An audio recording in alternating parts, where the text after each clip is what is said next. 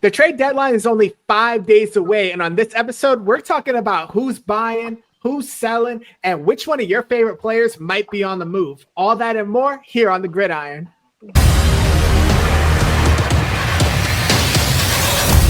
Welcome back to another episode of the Gridiron, brought to you by House Call Sports. My name is Justin. I got a fabulous trio here with Orey and Tonio here in the building, and we are talking trade deadlines here. The NFL trade deadline is set for November 4th, which is only 5 days away from the time that this video is being recorded.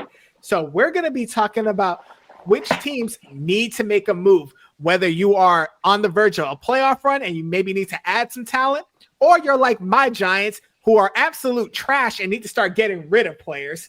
But before we get into that, a quick word from our sponsors over at Vivid Seats. Vivid Seats is the #1 ticket buying platform for all of your ticketing needs. You got the NFL here. NBA is back. I know MLB with the World Series going, but don't worry, baseball will be back before you know it. NHL, all my hockey fans, you get to go to your games too. But even if you're not a sports fan, we got you with comedy shows. We got Broadway shows. We got everything your heart content. So do me a favor, go down to the description of this video, check out that link below, and do me a favor, go sit vividly. Fellas, how are y'all doing today? Thursday night. You know who I'm rocking with tonight. Mm-hmm. You know who I'm I don't know. Something tells me it may be Baltimore, but I can't put my finger on why. It's definitely not that defense. We got on Ray Lewis jersey. You need to resurrect Ray Lewis in order to bring that back. Listen, Lamar's coming back. Hey, listen, we got our guy back, so we should be doing good tonight.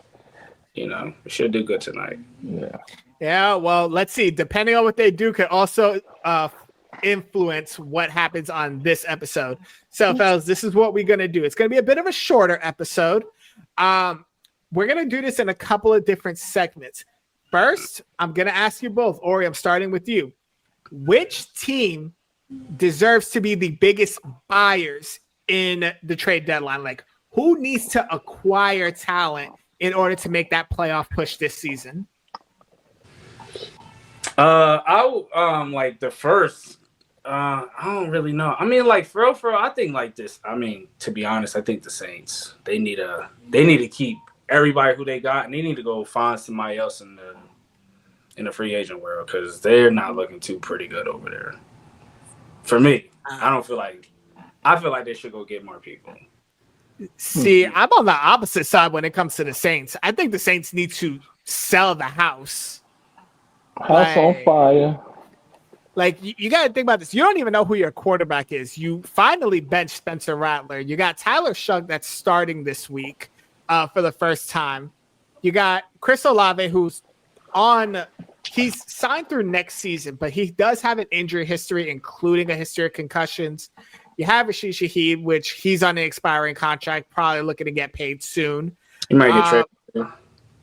So I think it might be the opposite with the Saints there. But Tonio, what do you think about the people down there in New Orleans? I would say this. I get totally where you're going with it, Orey. If you're thinking about the future, it's perfect because they need to start addressing the future. And what better than the trade deadline? You can't think for this year. You got to think for next year. It is what it is. So you never know who they could get. But the problem is they need so many people and so many moving parts because they still have a pretty good defense, even though they're aging, and they're mostly on the field all the time. So you don't know exactly how good they could be. So it's not a bad decision if you're thinking about going forward. But as far as those receivers, they need to go ahead and unload those guys. Chris Olave will look good in a Buffalo Bills jersey. Shaheed will look good in, I hate to say it, a Buccaneers jersey because Chris Godwin can't stay healthy at this point. Mike Evans, as good as he's been, he's always dinged up. He's like a better version of Keenan Allen. Keenan always looks good, then he's hurt. Mike Evans is better, but he always has a issue. So you need to make sure with the year that Baker's having that you can at least have somebody out there with the Rook because the Rook is dominating, but it's getting to the point where he's really out there by himself. They don't even have Bucky Irvin, for Christ's sake. So, I mean, you could consider Kamara, but I think the asking price with him will be more than somebody like the Bucs should give up. So I will go after a receiver from New Orleans. So it's funny you mention them because I was going to either speak on them or speak on Philadelphia. True. Well, Tony, I'm going to give you the floor here. If you're going to talk about Philly, who do you think needs to be the biggest buyers in the trade deadline? Oh, my goodness, man. So here's the thing. We were fooled into thinking this weekend because they went back to what won them the Super Bowl. They ran first. And if you look at it, Jalen Hurts actually has been playing exceptional throwing the ball. No, Not enough been said how good he's been throwing the ball. And honestly, they look so good because Saquon finally had that burst that he needed, ironically, against his old team. But the point is, you start to look at that team and say, AJ, the fools will say, do we need you? The people who know sports would say, yes, this isn't the Super Bowl. This isn't even the playoffs. And I hate to say it, but they played against the Giants. As good as the Giants looked, they're not the team that they're going to be going against in those playoff games where they're going to need that big catch receiver. So I would say if you're trying to unload someone, it would be AJ because you don't know how his attitude is. And this is on the Philly side. You're kind of in between. But again, if you're going to unload him, he will look good in a Buffalo Bills jersey. Buffalo needs something because with the way their injuries are on their defense, they're probably going to have to rely on their offense and hope that when Ed Oliver, whenever he comes back from his torn pectoral, and Milano, he's for some reason never healthy as well, they're just going to have to start just scoring a bunch of points and whatever defense they has until people get healthy gets out there. So Philly, you don't get rid of him, but I'm not in that locker room. He could be more detrimental than even what we think. Or it could be nothing at all, and they just know that he's one of those guys who's going to always talk, he's going to always act crazy, but it's almost like a baby, right? Cry, cry, cry, ignore him, and it'll go away. Right. I'm going to give y'all one team for this. I think the Pittsburgh Steelers need to make a move. Like, you're still leading the division. You're 4-3. You lost your last 2 games. And we're still left with the same questions on the same 3 questions when it comes to your team. Who is stepping up after DK Metcalf on that offense? Nobody. Because if DK is getting double teamed, like who's next? Who's Roman getting the ball? Wilson? Romaine Wilson? Like who? So I feel like they need to make a move there. I feel like their running game is still not up to par. So they need something to help fix that run game, whether it's someone to be in the trenches or maybe a better back. You need to make a move there. And for heaven's sake, y'all need somebody on the back end of that defense. Because I watched Joe Flacco torch y'all simply by going to Jamar Chase 23 different times. So if there was any team that you know is going to make the playoffs, most likely, but absolutely needs a move to actually succeed in the playoffs, look no further than Pittsburgh for that move. Now, and I'm going to be honest with you, to piggyback on that, that's actually a great assessment because I wanted to say Pittsburgh. And I'm an Aaron Rodgers fan, kind of sort of a Tomlin fan, but I've always felt as good as people love Tomlin. He won a championship, and I hate to say it, when he had some of Cowher's players. Ben Roethlisberger. Even if they were older. He's always had, since then, he's had some pretty good runs, but he's tried to hold on to those guys. And since then, they've been subpar. They kept being too long. They have the oldest defense in the league, and they spent the most money on their defense in the league. So I would love to get them an offensive weapon. But honestly, Aaron Rodgers has like 16 TDs, 4 or 5 interceptions. The offense shouldn't be the problem. You should be able to score 20, 25 points with Pittsburgh, and their defense should hold their opponent below 20 points. The defense is the problem more so. Yeah, they could use a receiver. I agree, and especially if they had a productive receiver like a Olave or something like that. But that's not going to help that defense, man. That defense is actually an indictment on Tomlin, really, because now you have the quarterback. And that was the complaint, right? The quarterback this, the quarterback that, and I always said, let's see what happens when you get what you've been asking for and you get put on notice. And the good coaches rise to the top. I'm not saying Tomlin isn't good, but I'm going to use an example. Todd Bowles. He gets overlooked a lot. He's always had a pretty good defense. Now he has the quarterback, and he's doing a dang good job with what he has in totality. He's putting his players in a position to be successful. Some reason, I don't care how old he is, something is not happening right with that defense because they're always out of position. Somebody's always getting beat. The run is not good. TJ isn't even getting to the quarterback. So I would love to see them with the receiver, but we all know that defense is atrocious, man. Look, we could say whatever we want about TJ. He's probably going to end up having a week like Myles Garrett did, just pop off 5 sacks in a game. They're going to need it. If that happens, we're not thinking about TJ Watt and his lack of production. But here's the makeup of why Pittsburgh really needs to make a move. Out of all the division leaders in the NFL, both the AFC and the NFC, the Pittsburgh Steelers are the only team to not have scored more points than what they've given up. Like, they are a very even 175 points for and 175 points against. They're Steelers, basically a walking tie. the Pittsburgh Steelers. Who would have ever thought, right? Yeah, steel curtain, best defenses. James Harris is scaring everybody like the boogeyman. It's a plastic curtain now. They've been running the same defense for 35 years. I mean, it's a run-stop defense. I mean, what is going on? And they really stop the run. I mean, y'all seen they picked up somebody from who they picked up from? They picked up somebody from New England. I think today. Let's see. I think Kyle Duggar. I want to say. Oh yeah, safety Kyle Duggar. Oh look, they did make a move on the back end. Yeah, I saw it, but like, is he that correct. type of safety? Is he going to bring that Pittsburgh attitude? Correct. Pittsburgh. Correct. And then that's just one aspect. It isn't just the secondary, man. They're struggling at the linebacker position too. Like, all levels are struggling. Hayward looks old, man. Yeah. Hayward looks old. He is old. And I think, remember they used to rely on Hayward, then Highsmith came, and then TJ. I haven't seen Highsmith get back there in weeks, maybe 1 or 2 times, but he isn't even the same explosion that he had. And that could be because Hayward isn't dominant, because of course the front line controls everything. So again, they have all 3 levels struggling, and who knows? Again, we say they're going to make the playoffs, but they got a pretty tough schedule starting with the Colts on Sunday. Colts ain't no joke. Colts is real good this year. Yeah. I was gonna say the Colts to buy, but I'm honestly like looking at the way they perform, the way their defense is, the way their offense is clicking. I'm just like, what do y'all need? They don't need nobody. They just need to keep winning. That's all I'm gonna say. Keep winning games. If it ain't broke, don't fix it. Exactly. Whatever they do it. Whatever. You're already the number 1 seed so far.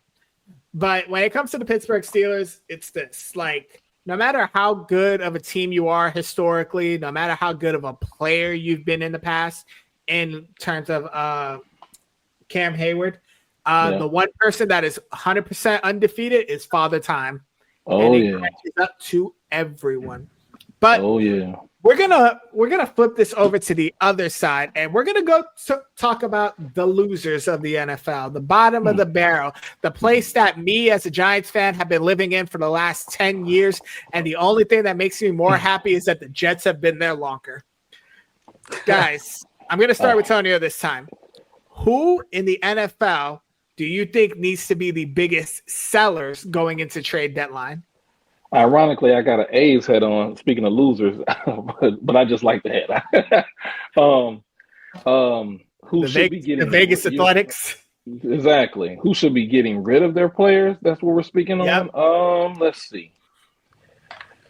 Oh man, we did speak on New Orleans, which is like a given. I feel bad for Al. You know what? I'm going to switch it. We talked about the receivers. I need Alvin Kamara to go somewhere. It's almost like a situation with Jonathan Taylor. Remember when Taylor got hurt, he didn't have a quarterback. You forgot how good he was, because when he was rumbling, he was rumbling. He gets Danny Dimes, who would ever thought they maintain their defense. And Danny, for some reason, has rapport with the receivers, even Tyler Warren, the tight end. So Alvin Kamara, unfortunately, is over there just dying. And he needs to go somewhere else. Now, he could be one of those guys that he's just happy where he's at. It's New Orleans. I get it, whatever the case may be. But I would really like to see him in a winning environment. Now, where could he go? I'm trying to think of someone who would actually need a running back Kansas City aren't successful. But see, I think with Rashee Rice coming back, they kind of use him everywhere. You're and right. then they have Pacheco, they have Hunt back, so they're okay. And then they're just kind of getting their rapport together. So you could get them, but honestly, they are rolling. With the exception of that Jaguars loss, they're rolling. So I do want to see Alvin Kamara leave, but the question is, where could he go that could put somebody over the top or make them better than they are? Now, if we want to say the Pittsburgh Steelers, I'm all for it. I'm all for it. But I'm not certain if they can afford to pay him because they have so much invested in that terrible steel plastic curtain defense. Cleveland? They ain't going nowhere. Man. I got a team. He don't even want to leave. I got a team that will take him. That should consider it. The Chargers. Oh, the Chargers are right there with the Broncos, one game away for the division lead. And where has been their biggest weakness the last couple of weeks due to injury? Hampton. The running back. Hampton. I forgot. That's not best. Actually. Even if it's just a 1-year thing, if you trade for Alvin Kamara, that's your receiving back. That's your change of pace back. Then you don't need him as your bell cow 3-down back because you have Amari and Hampton, and that's a 1-2 punch. And that's John Harbaugh loves to run the ball. Oh yeah, that's why the first thing I thought about when you said Jim Harbaugh. That's the first thing when you said that. I'm like, oh yeah, a running coach and a running back. Like that's actually, I don't know how G Herbo. I call him G Herbo. Because he's not, this is who we want him to be, right? G Herbo's a good rapper. We want, I can't even say his name. It doesn't matter. He isn't good in the playoffs. So we need a running game to keep him consistent because we all believe that he could be a great quarterback. And at times he shows promise. The real question is, in the playoffs, is he going to buckle down and win? Unlike what he did against the Jaguars those 2 years ago, because not scoring in the second half is going to stay with him until he does. So that's a perfect pick, and hopefully it could just make him possibly a game manager. He may need to be that in the playoffs for them to be successful. Seattle? Seattle does have has a good running back right now. But as a change of pace receiving back, again, that was another choice that I was thinking of. Was going to be Seattle, so that's another good option. It's funny that you call him Jay Herbo for that reason. I call him Phillip Rivers Jr. for that exact reason. Being on the Chargers, a stat monster, as good as he is, cannot win in the playoffs. Correct. That's where he's headed. I said it a while back. That's where he's headed, and I don't want to put the black cat on him, but he's going to be the guy that never got over the hump. And I hope that is not the case because of the coach that he has. So I'm holding off hope. But you know what? It's okay because he has Madison Beer. So he's still winning in life no matter what. Orey, I'm passing it over to you. Which team, horrible team, needs to start getting rid of players at the trade deadline and just sell off? I'm gonna start with you guys, the Giants. I'm gonna start with y'all. Y'all gotta get people, man. Y'all gotta get another receiver right now. I feel like y'all go get somebody to help that team and build that team. Y'all will be fine. Y'all got a good quarterback. The future's there. The running back is there. I mean, he got hurt the other day, but even when he come back, I feel like the future is still there. So, and you're gonna need another. I feel like you need another receiver to help Malik Neighbors. Oh yeah. I get majority of the time they're always double teaming or guys safety one high over top just to make sure he don't get the deep pass. So you need that other set of receiver to help out because I felt like Rondell Robinson was going to be that dude, but he hasn't really been stepping up since Malik Neighbors got hurt. So I just feel like y'all should just go ahead. I haven't really felt like that. I'll push back on that and say Wandell had, I want to say, what is it? Since he got injured, so that's been like 5 games. He had three games over 100 yards since Neighbors went down. I will say that right now, but is he going to be consistent? That's the thing. So here's the thing. He's basically wide receiver 1. So correct. He's a slot receiver that got pushed to being WR1. So unfortunately, it's not going to be consistent. I will push back on this. I was all for trading for a wide receiver until these last 2 losses. Yeah. Because more importantly, yes, you want to develop Jackson Dart. You want to get him another receiver for next year, so that way you can pair him and Malik Nabers together. After those 2 losses against Philadelphia and Denver, I'm against trading for a receiver at this point. One, because I think Joe Shane, I'm saying you guys went against like good teams though. Like that's what I'm saying.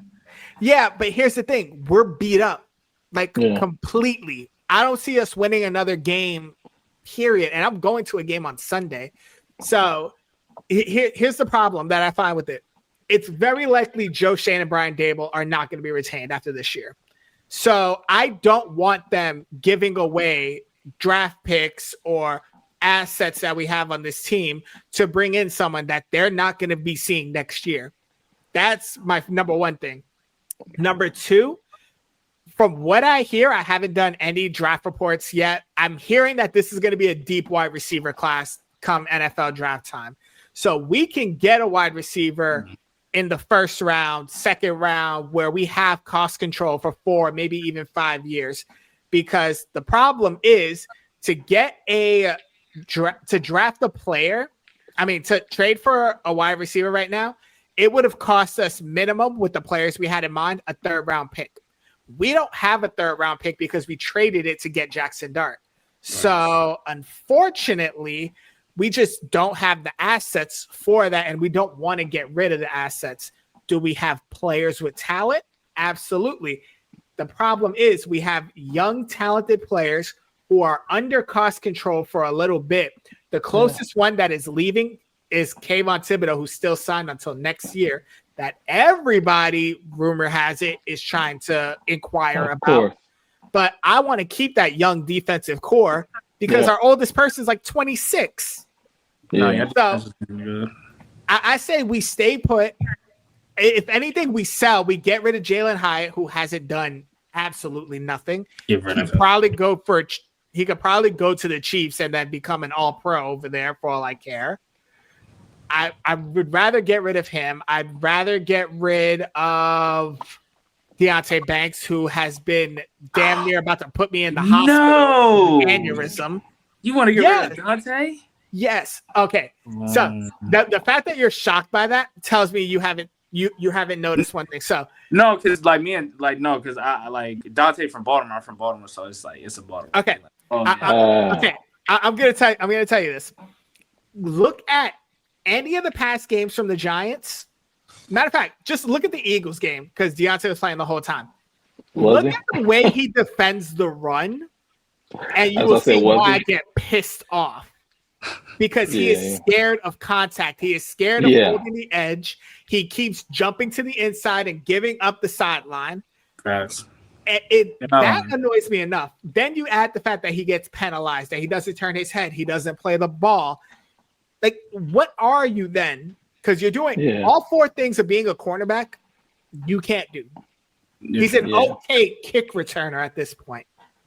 Yeah. And their schedule too. This is another reason why the trade isn't a bad idea, but for this season, they should just stand pat.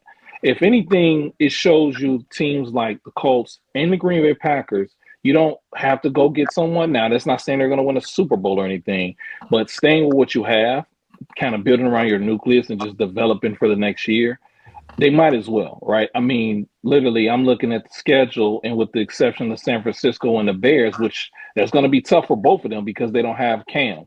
They don't have the number 1 receiver. They don't have their all-purpose running back. You're going to have to deal with the Bears, who aren't a slouch, even though they lost. San Francisco isn't a slouch because, Shanahan knows how to make quarterbacks look great.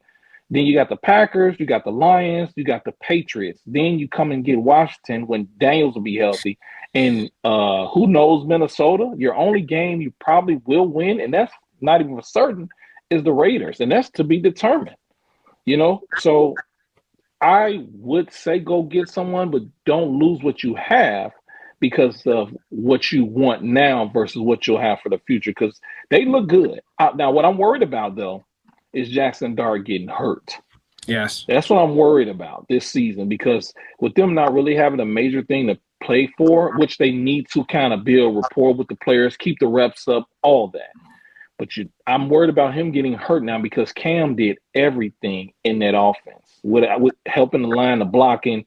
He's a different type of back that every quarterback will love to have. And you lose that piece, and now you have to figure it out with some good teams on the way. So we'll see.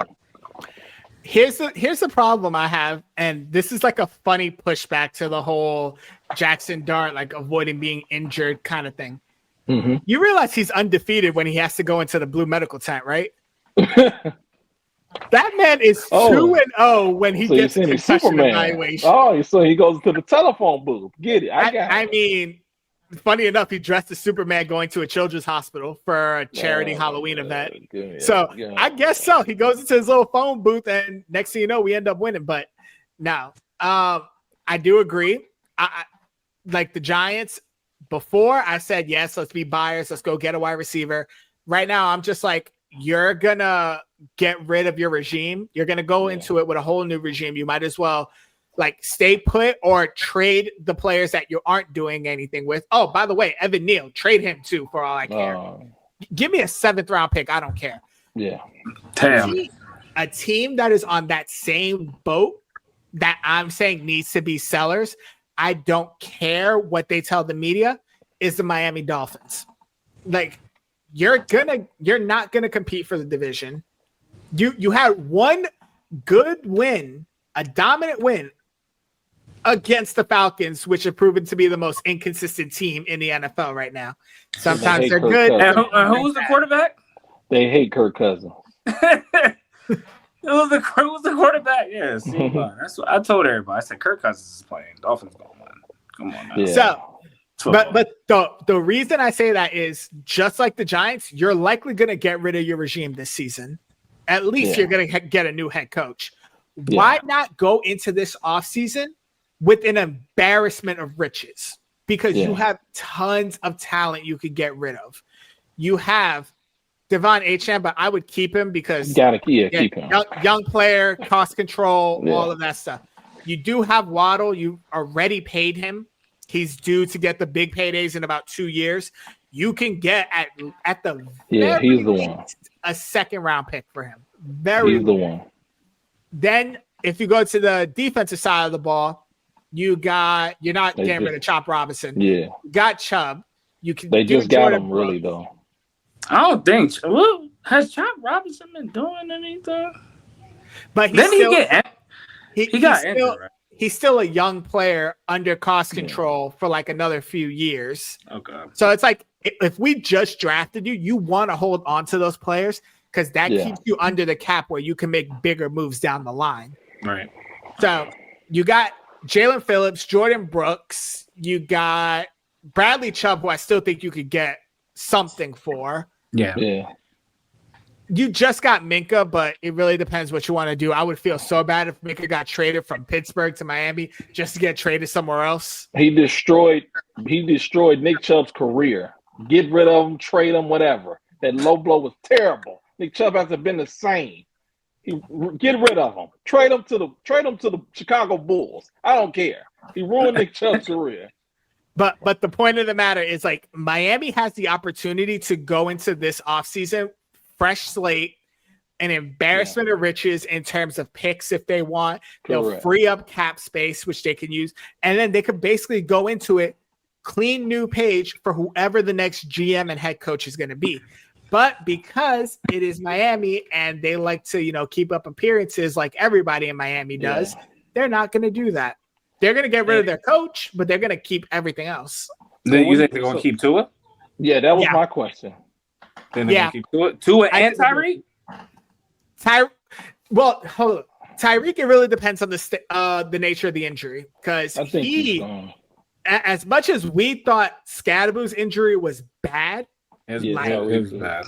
Tyreek's was multiple ligaments. It was bad. Usually with shorter people, injuries like that are helpful because they're more shorter. Their limbs are shorter. When you're taller, it's an anatomy thing. So, and it's like really his only injury. But I think even still, he wanted to be gone a while back. It is what it is. Yeah. I mean, and then it wasn't a good look with him kind of saying we still don't know why he was saying thank you and all that. It just looked bad. It's like, thank you, God, for getting me injured so I don't got to play with. It just looked bad. Yeah. So even if he go ahead. No, I'm listening. I'm listening to you. I'm saying I was bad. Yeah, it just I think he should be gone. Two is kind of fool's gold, right? You paid him. He looks good at moments because he hasn't had that head injury too. You're like, okay, he still can show potential.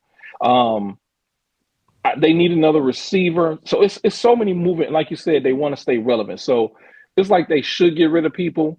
But now the question is, when they get a new head coach, is he going to want Tua? The way Tua is. So they're in a situation where they don't know which way is up. I'll say that. They got a lot of people they should get rid of. They got a lot of people they possibly should keep, because Waddle, I think they look at him like he's probably going to be our primary receiver, but I think they should trade for him and just look towards the draft.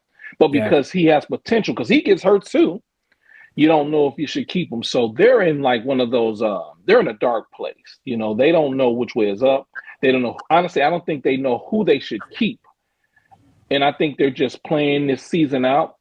And I think after the season, they're just going to basically look at their cap and say, who should we get rid of? And it doesn't matter. I wouldn't be surprised they have just blockbuster trades or releases going into next season, because they're just a mess over there. They're done. Yeah. Yes, they are. But I think they're going to keep Tua. I think they're going to draft a quarterback. They're going to have that rookie quarterback eventually bench Tua at some point. Just get rid of Tua for all that. Yeah. Nah, because they need a what you gonna say? He need a veteran. They need a bridge quarterback. But all right, we're going into the last segment of this episode here. I want y'all to give me, Orey, we're gonna start with you. Give me one player that you think is gonna be on the move, and to what team. Your best guess within the next 5 days. I want to say, I don't know. I really feel like Buffalo, Chris Olave. Ooh. Buffalo and Chris Olave. If it's not Chris Olave, it got to be Rashid. One of them two is going to Buffalo. That's a good call. Buffalo needs a receiver, man. They got Keon Coleman. Everybody thought he was going to do something because what he did in college, ain't do nothing. The Bills. You know what? The Bills haven't been good since Stephon Diggs and Gabe Davis left. They haven't been throwing the ball real good since them two left. I was just about to say that. So, Keon Since Coleman, them two left, they had not thrown that ball. The thing is, Keon Coleman, to me, body-wise and physique-wise, reminds me of Olave in that sense. So I feel like they need that Gabe Davis speed. So Shaheed might be the better play. And Gabe Davis is on their team. That's hilarious. Is he? Oh yeah, he signed back with Buffalo. I mean, has he On the practice got it? Practice squad. Practice squad. Wow. So maybe he'll be elevated at some way. For all the things I've learned about the practice squad over the course of this season, it's amazing the way that they shuffle rosters to try to keep them elevated at certain points of the season. But Tonio, who you got for me? Give me a player that you think will be on the move. That was actually a good selection, and that was actually a great selection. I'm going to say AJ Brown. I knew he was going to say it. Get him out of the East. Yeah, and another reason I'm going to say AJ Brown is because I think with the way they played this last game, they look like the Super Bowl team, even though who they played, they were going back and forth to the injuries, but they did play a good defense. So I think the way they played made them realize, if we play this type of ball and win and go into the locker room without worrying about if somebody disgruntled, is going to help us, because their purpose now is not even a season. They're trying to repeat. So they don't need all the unnecessary distractions. More importantly, let's take away the distractions. You don't need to hear a wide receiver study pretty much downplaying the OC and the quarterback. Because let's just be honest, that's what it's about. Remember, these guys live together. I wonder how the relationship is now because I don't want to hear a guy constantly bashing me in the public. So if you have a quarterback, at times, Jalen Hurts, just like in college, he seems a little fragile. Even though he's quiet, he seems a little fragile. But you don't need that when you're trying to win. And the season is, most people that hasn't won, they're trying to get in the playoffs. They've done that. They're trying to repeat. So their mindset is totally different than a lot of other teams besides like maybe Kansas City. They don't need a guy coming back and like, let's say if they win or they don't win the next game and he comes back out, even if he doesn't reach out to the public, in the back of your mind, if you lose that game, you're wondering if he's saying something to somebody. You know, people like that can poison the locker room, start putting bad narratives, things of that nature. So I wouldn't be surprised if AJ is gone, but I'll tell you what, this is who AJ Brown is. He started acting like that in Tennessee. For a minute, he was good in Philadelphia. So I think teams need to know when you get AJ Brown, no matter what, he's going to find something to complain about. Because I don't know any receiver. Now, you guys may know. I don't know any receiver that has been complaining coming from a Super Bowl victory. I get it when you're not winning. He's coming off a Super Bowl victory and complaining. So what they did last year worked, sir. So Tyreek Hill. I wouldn't be surprised. Oh, well, yeah. But he wanted money though, right? Wasn't there a money issue with him though? Yeah. Because Kelsey and yeah, he was about money. Remember, he went to Miami because they paid him more. Yeah. The reasoning doesn't matter. They still complained after winning Super Bowls, which I thought was the point of playing in the NFL. Well, they're going to complain about money. The money is, that's the root of all. I think if you switch and you put Tyreek, remember he just got paid. AJ just got paid. I think if you put Tyreek over there and he just got paid, I don't believe he's saying anything because he just like, hold on, I need to get paid what Travis getting paid, and that's why he left. Think about it. He would not be gone and probably would have another championship had he said, okay, I can probably take $10 million less. He wanted the top dollar. I mean, he's good now, but now he's unhappy because now he sees you were at the Mount Everest. Now you're on the concrete. Man. Where do you think AJ will go? Now that's the question. You take on now, Buffalo would be a great team, but you just had somebody like Stephon Diggs. Do you need that guy again nagging in your ear? And I agree with you. They don't pass as good when they have Stephon, but Josh plays more calmer when you don't have that nagging guy in your ear. Last year was his best efficient year. Yeah, Josh can be reckless, like Brett Favre reckless, but when he hones it, he can be one of the best quarterbacks to play the game because you don't have to win every game by pulling out your cape. You can be Clark Kent. He learned that last year. But when you got a guy in your ear yelling and nagging about give me the ball, and he's a fragile guy too, you can tell he's going to force feed it. So I don't know if he should go there, but I'll tell you what, and I don't like speaking on him. Go get him, New England. Forget it. Just do it. It doesn't matter. Just do it. Just do it. That would be, but the thing is, then again, they got all them receivers over there. Now, how's that going to work? Well, AJ Brown will instantly be better than all of them not named Stephon Diggs, which is like, and he's really better than Stephon at this age. But yeah, but I think Vrabel would do an okay job controlling that personality. That well, he had AJ. He had exactly. AJ. So he had him in Tennessee. He was the one. Was he the one that drafted him? Yeah. Yes. So that's like a personal relationship there. That's better than what I would have said. Yeah. I was actually guessing Houston. Oh. Which him and Nico? Him and Nico. Like, you got your boundary receiver that can move the chains, that can go down the field, and then you got your speedster and Nico that could just take the top off and go play the middle also. Don't forget about Tank Dell. He coming back too. So they get AJ, Tank Dell, Nico with Joe Mixon and Christian Kirk. And Christian Kirk. I forgot about Christian Kirk. Wow. That's actually a great selection. That's a way to, give your second year quarterback some confidence going into this stretch of the season. But y'all name some of the bigger names out in the NFL. So with the last selection on which players that I could see being moved at this trade deadline.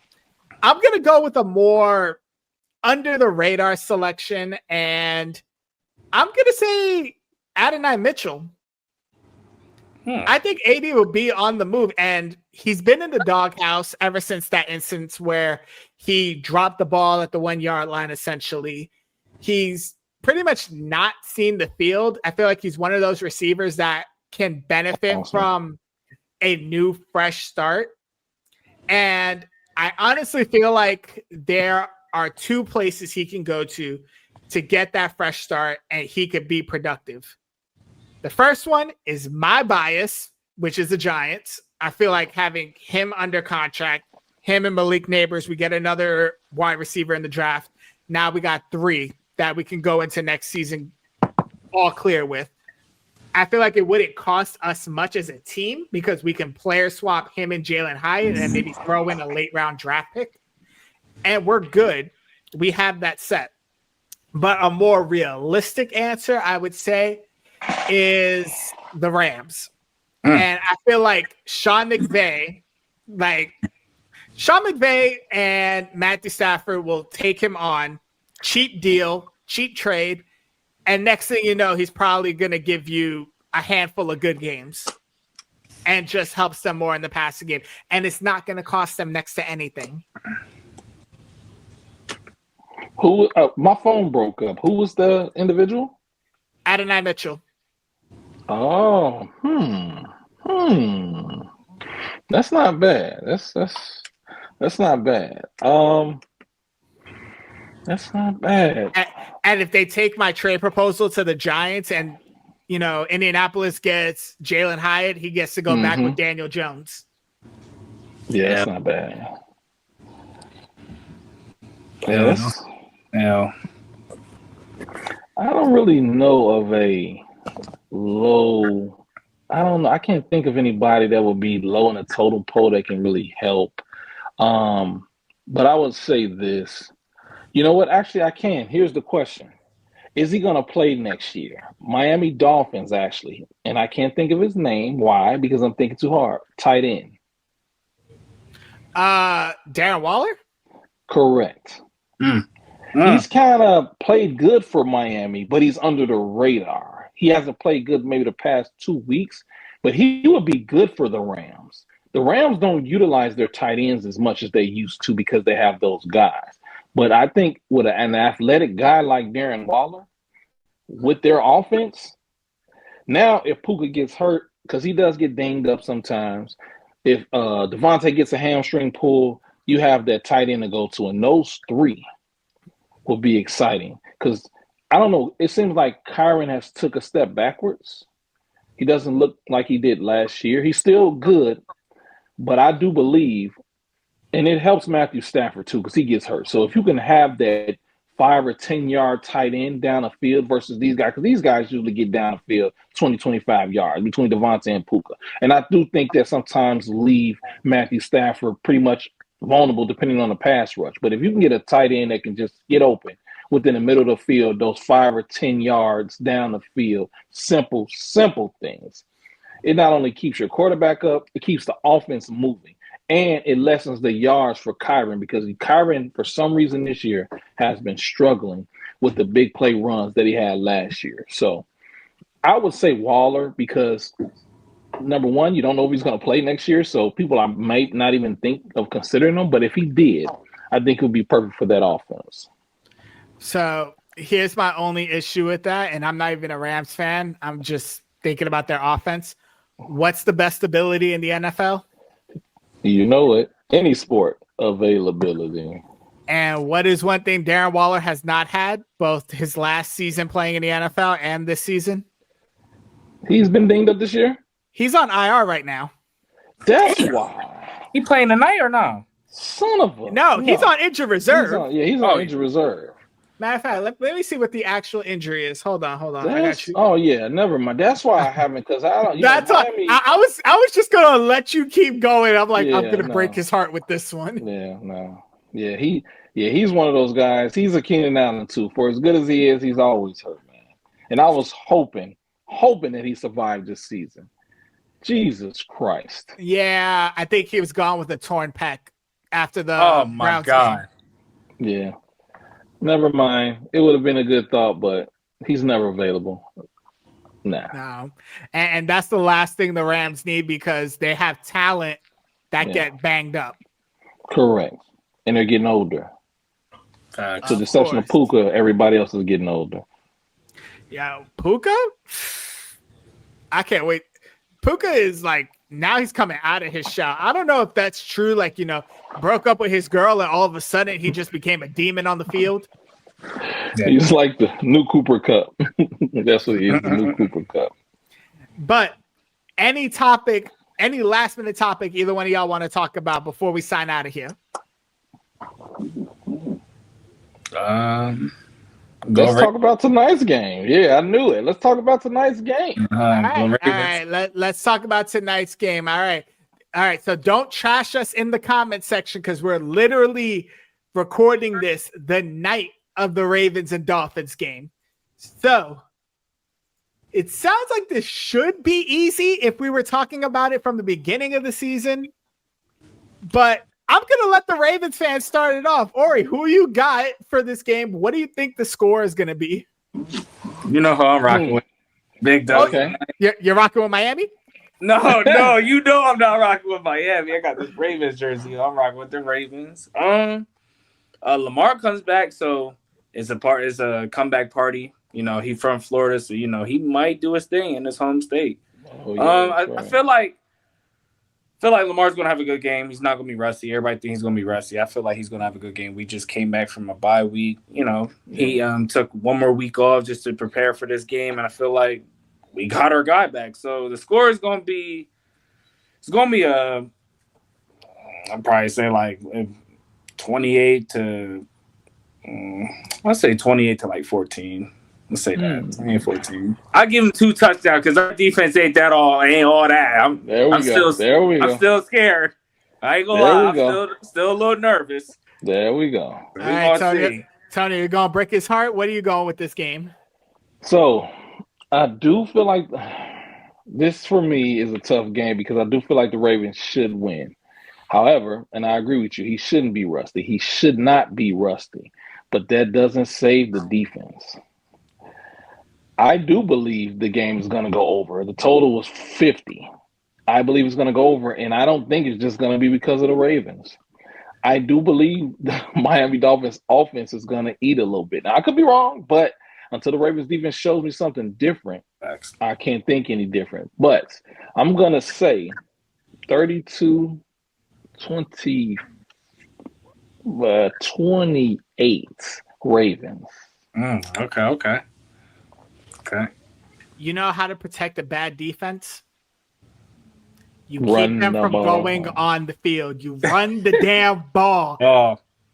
Give me the Ravens. Give me 28-13, and the running game gets 2 touchdowns out of it. I don't know if it's going to be Lamar. I don't know if it's going to be Derrick Henry, but the run game is going to be the one to showcase here. And you're going to protect your defense by running the damn ball. Not a bad pick, but we'll see what happens tonight. But ladies and gentlemen, this is all the time that we have for you. Thank you so much for watching. Well, once again, I am Justin. We got Orey here. We got Tonio here. Thank you guys so much for watching. Be sure to check us out on all of our social media sites. We are on Facebook. We are on Instagram. We are on Twitter. We are on TikTok. We're on Threads even. I don't even know why we're still on Threads. But thank you guys so much for watching, and we will see you in the next one. Peace.